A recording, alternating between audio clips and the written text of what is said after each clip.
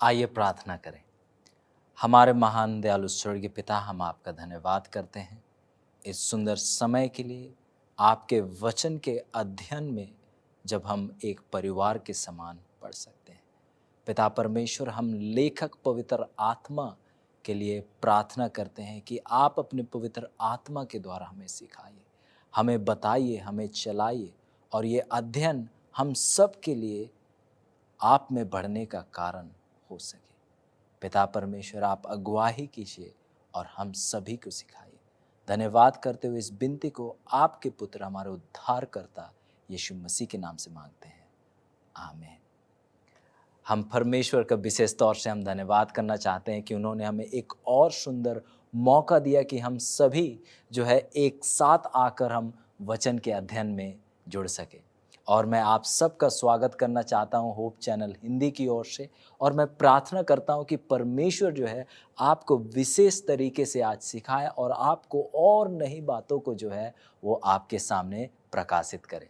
और जैसे आप हमारे साथ पढ़ाई में बने रहे हैं, हमने अलग विषयों को देखा कि किस प्रकार से हम बाइबल पर भरोसा कर सकते हैं। हमने दानियल 2 को देखा और हमने देखा कि किस प्रकार से जो बातें लिखी हुई थी दानियल 2 में वो पूरी हुई हैं, और जो बात जो पूरी होने वाली है वो भविष्यवाणी की, वो भी बहुत जल्द पूरी होने वाली है। और इसके साथ जो है हम नए नियम में आएंगे और मत्ती 24 में जो है हम अपने ध्यान को हम लेकर जाएंगे। और मत्ती 24 में विश्वास करता हूँ आप इससे वाकिफ़ है कि मत्ती 24 जो है उस अंत समय की घटनाओं के बारे में जिक्र करता है, उन भविष्यवाणी की बात करता है जो कि यीशु मसीह के आगमन से पहले होनी है। और यदि हम देखें तो मत्ती 24 जो है आप उसे 3 भाग में आप बांट सकते हैं। और पहला भाग है वो भविष्यवाणी जो पूरी हो चुकी है, वो दूसरा भाग है जो भविष्यवाणी जो पूरी हो रही है वर्तमान में, और वो भविष्यवाणी जो पूरी होने वाली है। और इन 3 भागों को जो है हम एक एक करके हम आगे पढ़ने वाले हैं। और आज जो है हम उस पहला भाग को लेंगे, भविष्यवाणी जो पूरी हो चुकी है। यदि आप मत्ती 24 को देखें और यदि आप मत्ती 24 को पढ़ें तो मत्ती 24 जो है एक ऐसा भविष्यवाणी है जो कि द्वितीय भविष्यवाणी है। और शायद ये यदि आप पहली बार सुन रहे हो तो आप सोच रहे हैं कि ये द्वितीय भविष्यवाणी क्या है। द्वितीय भविष्यवाणी अगर हम सरल शब्दों में कहें, ऐसा भविष्यवाणी जो कि 2 भाग में पूरा होगा, और जिसको हम जब आगे पढ़ेंगे ये स्पष्ट होता जाएगा। तो यदि आप देखें मत्ती 24 को तो आप देखते हैं कि यीशु मसीह जो है अंत के समय की घटनाओं का चर्चा जो है यरूशलेम के नष्ट होने के साथ उनका जो है बहुत बेहतरीन तरीके से उनका जो है वर्णन करते हैं। हम जानते हैं कि यरूशलेम का जो नष्ट होता है 70 ईस्वी में होता है। और यीशु मसीह जब उन चेतावनियों को बता रहे थे, वो बात करते हैं अकाल के विषय में, बिडोल के विषय में, युद्ध के विषय में, और उस झूठे नबियों के विषय में, झूठे मसीह के विषय में। और आज जो है जब हम पढ़ाई में जाएंगे हम देखना चाहेंगे कि क्या ऐसा जो है हुआ था कि नहीं यरूशलेम जो है मंदिर के नाश होने से पहले। तो आइए हम जो है प्रार्थना पूर्वक और ध्यान लगाते हुए जो है एक एक करके हम देखेंगे उन चीज़ों को जो कि यरूशलेम के नाश से पहले हुई थी। क्योंकि जैसे हमने कहा कि ये द्वितीय भविष्यवाणी है, इसका मतलब ये जो इसका जो पूर्ण होना जो है 2 भाग में होना है। और यदि आप देखें आज खास तरीके से हमारा जो ध्यान होगा वो यरूशलेम नगर का नाश के ऊपर, कि क्या उससे पहले जो घटनाओं को हम देखते हैं जिसका चर्चा किया गया है, जिसका वर्णन करता है बाइबल, वो पूरी हुई या नहीं। सबसे पहला मत्ती 24 का 7 बताता है, यीशु मसीह हमें चेतावनी देते हैं कि क्या होंगे, अकाल पड़ेगी। मत्ती 24 का 7 हमें जो है अकाल के बारे में बताता है। और यदि आप पढ़े, एक रोमी इतिहासकार है जिनका नाम है टाकिटस, वो बताते हैं कि बहुत जो है ऐसे अकाल आई जो कि यरूशलेम के नाश होने से पहले, मतलब उस 70 ईस्वी से पहले जो है ऐसे बहुत से जो है अकाल आए। और यदि आप पढ़े प्रेरितों का काम उसका 11 का 28, वहाँ पर जो है अकाल की जो है वचन जिक्र करता है, जो कि 41 ईस्वी से लेकर 44 ईस्वी के बीच में की बात है। और यदि आप देखें एक समय था जब यरूशलेम नगर को जो है चारों तरफ से घेर लिया था और जिसके कारण जो है यरूशलेम के लोगों को जो है एक अकाल का सामना करना पड़ा और ये अकाल इतनी बुरी हो गई, इतना बुरा हाल हो गया क्योंकि चारों तरफ से जो है रोमी सेनाओं ने जो है यरूशलेम को घेर लिया था और इसके कारण जो है वो बाहर नहीं जा सकते, यदि बाहर जाते तो उनको जो है मारा जा सकता था और इस कारण जो है वो उस बंदी में, उस बंधुआई में जो है वो फंसे रहे, जिसके कारण जो है उनको जो है जो चमड़ी है उसको खाना पड़ा, उनको जो है जानवरों का जो किया हुआ जो गंदगी था उसको खाना पड़ा और आप देखते हैं कि यहाँ तक स्थिति बुरे हो गई कि कुछ लोग, कुछ महिलाएं, कुछ औरतें जो है अपने बच्चों को खाने तक में वो मजबूर हो गई। बताया जाता है कि जो अकाल थी इतनी खौफनाक और इतनी दर्दनाक होगी कि लोग, जो पुरुष थे, वो क्या करने लगे, चमड़ी, जो बेल्ट की चमड़ी थी उसे वो खाने लगे। जो जूतों पर, जो सैंडल पर जो चमड़ी लगी हुई थी उसको जो है उतार कर जो है उसको खाने लगे और बहुत से लोग जो है चुराने लगे। वो रात को जो है जाकर जो है घरों में क्या किया करते थे, चुराने लगते थे और बहुत से लोग जो है ऐसे कामों को करने लगे जो आप जो है हैरान हो जाते हैं। और बताया जाता है उस समय जो है बहुत महिलाओं ने क्या किया, उस भूख इतनी बड़ी हुई थी और जो उनके बच्चे जो छोटे थे उनको क्या करया, उन्होंने पकाकर जो है खाया। ऐसा जो है अकाल पड़ा, ऐसा स्थिति जो आया कि माँ का भी प्रेम क्या हो गया, ठंडा हो गया और माँ ने अपने दिल पर पत्थर रखते हुए भूख के कारण अपने बच्चे को भी भोजन की तरह देखा और अपने बच्चे को तैयार करके जो है खाया। एक कहानी बताई जाती है कि एक माँ जो कि बिल्कुल इस यरूशलेम के उस बंदी में फंसी हुई थी। जब रोमी के सेनाओं ने जब उस पे बंदी बनाया तो वो जो है फंसी हुई थी और उसने जो है अपने बच्चे को पकाकर जो है खाया और आधा को वो छुपा कर रख दी ताकि उसे बाद में खा सके। जब सेनाओं को पता चला कि ऐसी घटनाएं हो रही है तो वो लोग जो है जब इस घटना को सुने तो वो लोग जो है इस घटना को सुनकर जो है हैरान, परेशान और बिल्कुल डर से गए थे। पर जैसा स्थिति था ये जो है एक बिल्कुल आम बात जैसे नजर आने लगी। तो अजीजों, आप देखते हैं यरूशलेम नगर के नाश होने से पहले आप देखते हैं कि अकाल था और ये अकाल ऐसा खौफनाक और ऐसा दर्दनाक था कि लोगों का प्रेम ठंडा हो गया और अपनी औलाद को ही खाने तक की स्थिति में वो क्या हो गए, पहुंच गया। और शायद हमने अजीजों ऐसा अकाल तो अभी के समय में देखा नहीं है। फिर यदि आप मत्ती 24 का 7 में देखते हैं, विडोल के विषय में जो है यीशु मसीह जिक्र करते हैं और बताया जाता है कि बहुत बड़े बड़े जो है भूडोल और आज के शब्द में भूकंप यदि आप कहें, वो बहुत जो है रोम के राज्य में आया। बताया जाता है कि 46 ईस्वी में जो है एक बहुत बड़ा भूडोल जो है रोम पर आया। 51 ईस्वी में जो है प्रज्ञा जो है एशिया माइनर का एक जगह है, उसने जो है एक भयानक जो भूकंप है उसका अनुभव किया। 60वीं ईस्वी में लियोडीशिया में एक ऐसा भूकंप आया जिसने जो है लियोडीशिया का सत्यानाश कर दिया, ऑलमोस्ट हर एक चीज को जो है बर्बाद कर दिया। और बताया जाता है 63 ईस्वी में जो है एक और बहुत खतरनाक भूकंप आया पोम्पे में, जो कि आप देखते हैं कि एक ऐसा खौफनाक जो है, आप ऐसा एक भिडोल जो है एक भूकंप को आप देख सकते हैं। तो ये जो भूकंप जो है केवल आज के अनुभव की हुई चीज़ नहीं है, पर यदि आप इतिहास पे देखें तो यरूशलेम नगर के नाश होने से पहले भी ऐसे बहुत से भूडोल आए। एक इतिहासकार है जिनको जोसिफस कहा जाता है, वो यहूदी इतिहासकार है, वो बताते हैं कि जो भूडोल है वो बहुत जगहों पर आई और ये जो है एक तरफ से चिन्ह थी कि ये जो यरूशलेम नगर है क्या है, नाश होने वाला है। बहुत से ऐसे चिन्ह नजर आए जो कि यरूशलेम नगर के नाश होने से पहले होने वाले थे, जो एक तरफ से आप देखेंगे, एक तरफ से उस बात का चिन्ह था, उस बात का भी प्रमाण था कि ये चीज़ें जो है यीशु मसीह के आने से पहले भी होंगे। तो आप देखते हैं कि बहुत इतिहासकार जो है, जो उस समय में भूडोल हुई थी, जो भूकंप आए थे उसके बारे में वो जिक्र करते हैं। और उन चीज़ों को जैसे हमने अलग अलग ईस्वी में देखा, उन चीज़ों को जो है इतिहास पर भी जो लिख कर रखा गया। यदि आप लूका 21 में जाए, मत्ती 24 और लूका 21 जो है दोनों जो है उस अंत समय की घटनाओं का वर्णन करते हैं।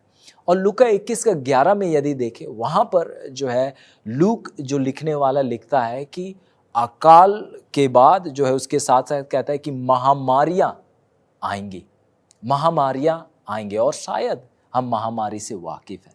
हमने देखा, हम एक दौर में हम महामारी के युग में हम जी रहे थे, और महामारी कितना खौफनाक और कितना दर्दनाक रहता है।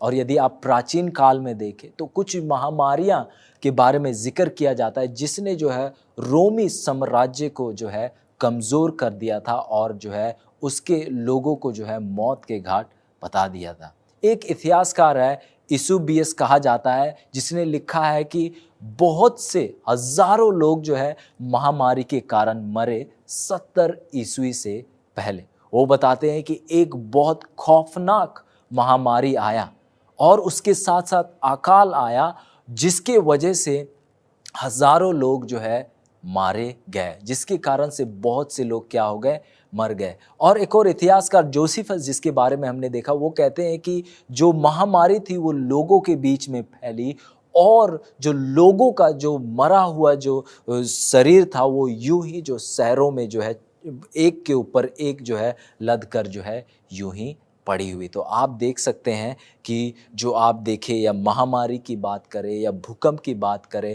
या अकाल की बात करें, आप हर एक वो चीज़ों को जो है 70 ईस्वी से पहले होता हुआ देखते हैं। और यरूशलेम के नाश से पहले जो है ये चीज़ें हो रही थी। इसके अलावा यदि और कुछ चीज़ों को देखें, जैसे मत्ती 24 का 6 बताता है कि आप जो है युद्ध के विषय में सुनेंगे और युद्धों की ललकार आप सुनेंगे।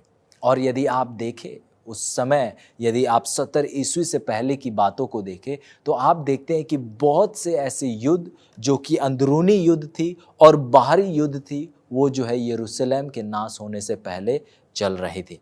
हम देखते हैं, यदि आप 70 ईस्वी से पहले देखें, 40वीं ईस्वी में आप देखते हैं कि एक राजा थे, कैलिगुला कहा जाता है, जो कि उन्होंने एक नियम लागू किया, उन्होंने एक हुक्मनामा जारी किया और उन्होंने कहा कि आप जो है मेरे जो मूर्ति है, मेरी जो मूर्ति है, आप उसे कहाँ स्थापित करें, उसे जो है यरूशलेम मंदिर में क्या करें, स्थापित कीजिए, वहाँ पर आप उसे बनाइए। जो कि एक बहुत बड़ा जो है विरोध का, एक बहुत बड़ा जो है अधर्म का या एक लड़ाई का कारण वो बन गया।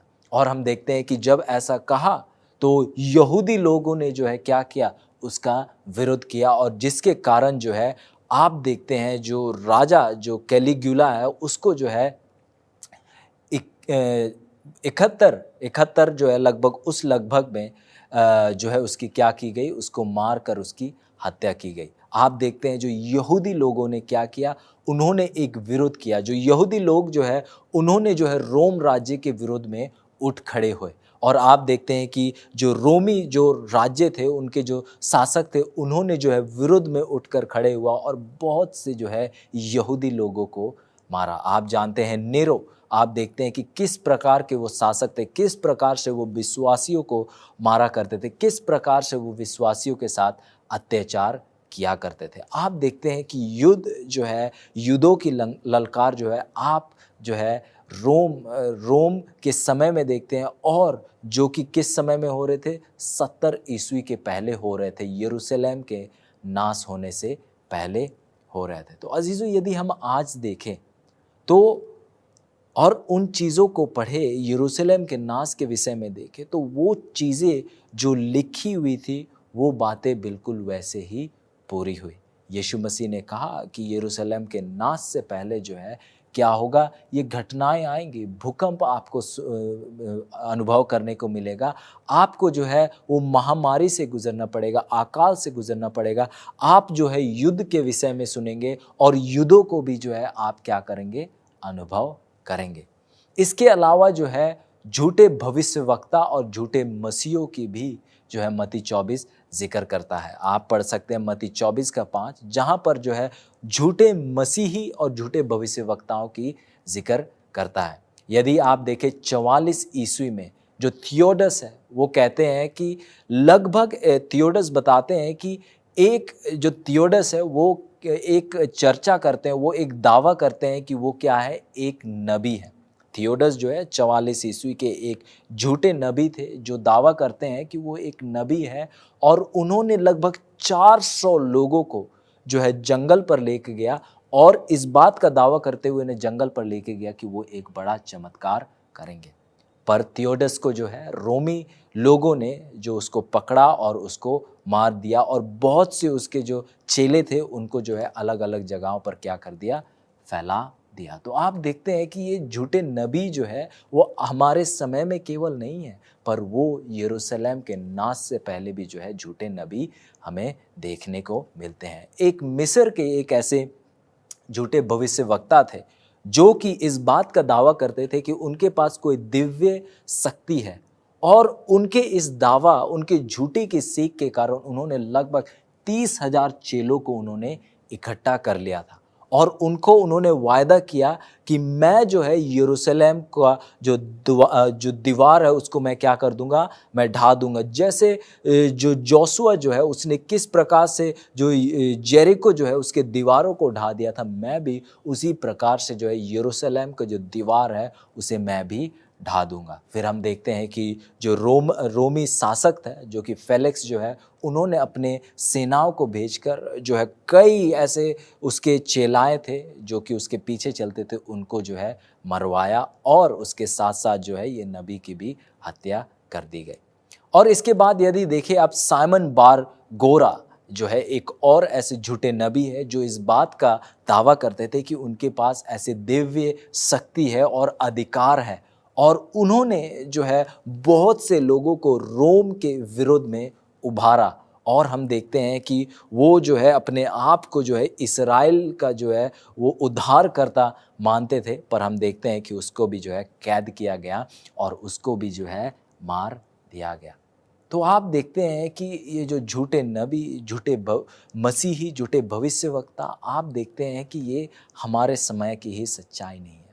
इन चीज़ों को यदि आप देखें तो यरूशलेम के नाश होने से पहले 70 ईस्वी से पहले ही ये चीज़ें जो हैं हुई, और हम देखते हैं कि ये चीज़ें जो है केवल वो अंत समय की बातों का जिक्र करता है।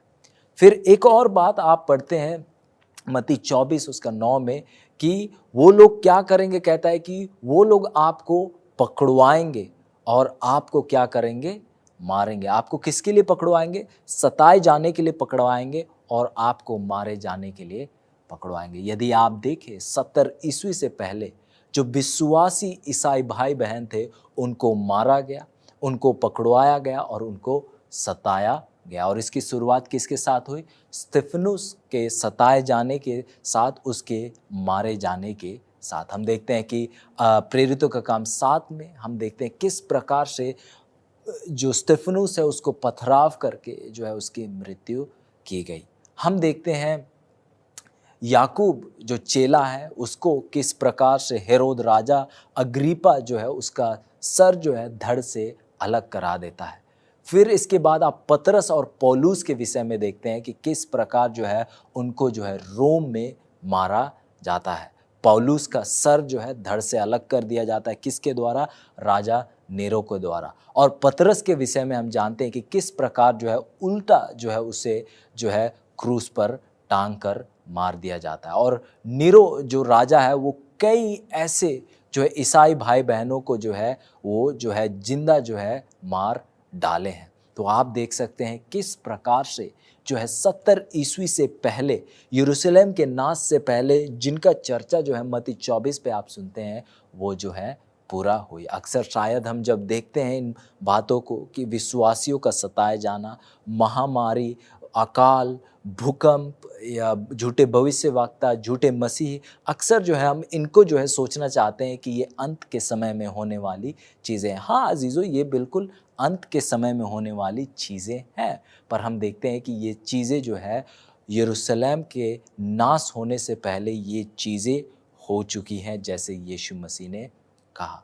और अजीज़ों, जब परमेश्वर हमें कुछ चीज़ बताते हैं, कुछ चीज़ हमारे सामने वो प्रकाशित करते हैं, तो वो झूठ की बातें नहीं होती, पर वो सत्य बात होते हैं। परमेश्वर जो कहते हैं वो पूरी होने वाली बातें होती हैं। अजीज़ों, इसीलिए हम जो है विश्वास कर सकते हैं परमेश्वर की कही हुई बातों पर, क्योंकि वो झूठ की बातें नहीं हैं।